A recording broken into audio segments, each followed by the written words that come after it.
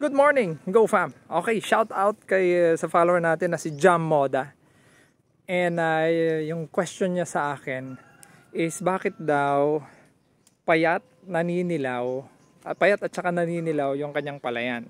Palayan, maisan. Okay, so mapapansin nyo parang ganun din to. Ayan o. Payat. Ayun pa. Okay. And ano daw yung solusyon. So pinapicturean ko sa kanya kung ano yung itsura ng mais niya at saka saan nakalagay. And it so happen yung maisan niya nasa pagitan ng koprahan or yung mga nyug. Okay?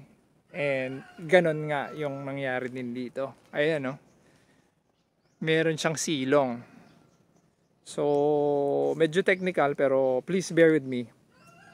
Yung mga pananim kasi meron tayong tinatawag na photosynthesis. Okay, kaya siya naninilaw kasi nga hindi yung enough na sunlight yung tumatama sa kanya. Okay, so yung photosynthesis, yan yung process para gumawa yung mga pananim ng pagkain. Okay, nagpo-produce kasi yan ng chemical, tawag doon chlorophyll. Yan, kaya naninilaw. Okay, or minsan pag sobrang tubig, yan, mga pwedeng mangyari. Ayun, payat yung mga 'yan, no. Okay.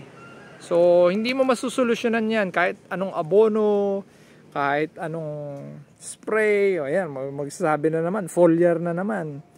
O, 'di ba? So, ang solusyon lang niyan is kailangan mo palinisan yung mga dahon, papatanggalan mo yan para at least 8 hours yung init na dapat tumama sa sa mga pananim.